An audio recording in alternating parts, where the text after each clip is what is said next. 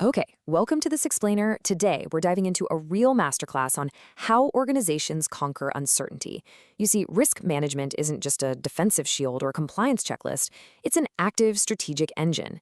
It's what empowers a business to navigate a totally unpredictable world and actually crush its goals. Let's break down the exact frameworks that make this all possible. But right before we jump in, here is a pretty wild fact for those of you gearing up for the CIA exam. This exact material accounts for a massive 30% of the Part 1 syllabus. It covers all the fundamental concepts of risk types, management processes, and how they fit into the bigger picture. Because it carries such a huge weight, establishing a rock-solid understanding of these concepts is absolutely crucial for your success. So, here is our roadmap for today. We're going to move step by step through risk management processes, the COSO ERM overview, its components, and finally the ISO 31000 framework. Let's get to it. Starting off with Section 1, 7.1, Risk Management Processes. At its core, this is all about recognizing, evaluating, and regulating situations to make sure an entity actually achieves what it set out to do. Think of this as a continuous living loop. This is your 5-step risk management cycle. First, you can't spot risks until you understand your context, things like shifts in technology or new laws. Once that context is dialed in, you identify the actual risks using tools like a SWOT analysis. From there, you assess their potential impact, figure out a response to tame the risk, and finally, you continually monitor everything to make sure those responses actually stay effective over time. Now, to pull that cycle off in the real world, we rely on the IIA's 3 lines model. It beautifully structures an organization's defenses. The board or governing body holds ultimate accountability. Right under them, management forms the first and second lines. They're the ones executing on the front lines and providing compliance support.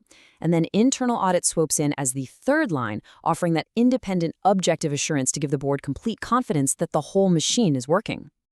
All right, moving right along to our second section, 7.2, COSO Framework ERM Overview. This is where we see risk management baked directly into corporate strategy. At the very heart of this framework is the concept of risk appetite. It's exactly what it sounds like, the optimal balance of opportunity and hazard an organization is willing to swallow in pursuit of value. But here's the catch. That appetite must always be weighed against risk capacity. Capacity is the absolute maximum financial or physical hit the entity could survive. Simply put, you never want your appetite to be bigger than your stomach. So, once you know your appetite, you need to measure your actual exposure. Think of a risk profile as a highly focused, zoomed-in view. You can apply it at any localized level. You could build a risk profile for a single product launch, a local division, or a specific operating unit to see exactly how risks interdepend right there on the ground. But if you take a step back and zoom all the way out, you get the portfolio view. In contrast to that targeted profile, the portfolio view gives management the fully integrated top-down picture. It reveals how a risk over in Department A might cascade and totally derail the entity-wide strategy. Heading into Section 3, 7.3, COSO Framework, ERM Components. We've seen the high-level strategy, so let's pop the hood and look at the actual architecture.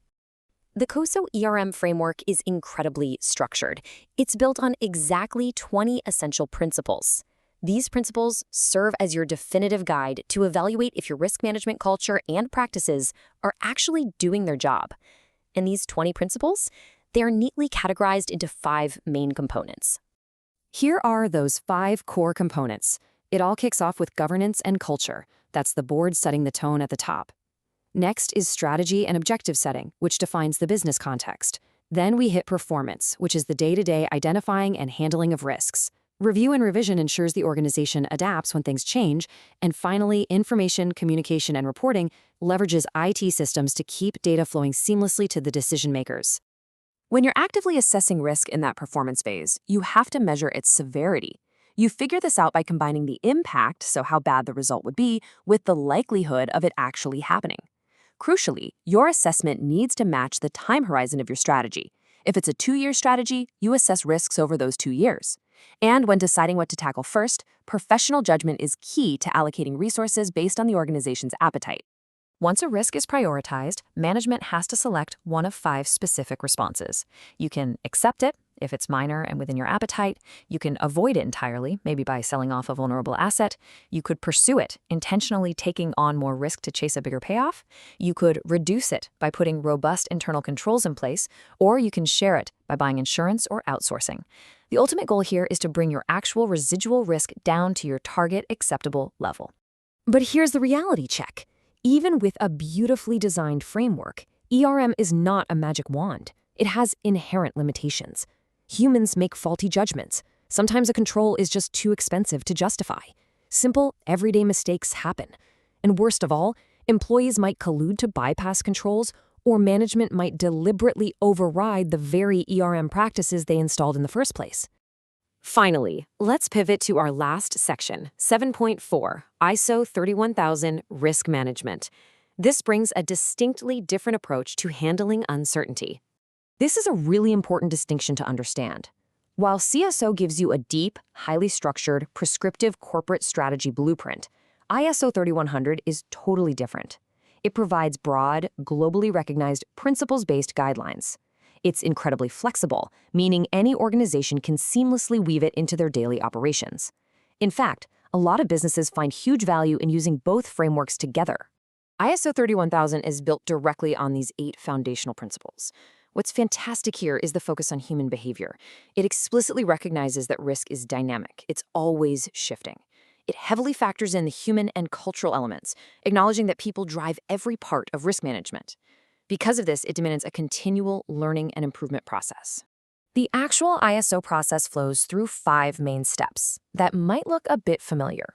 Establish the context, do a risk assessment, apply a treatment, and then monitor and report.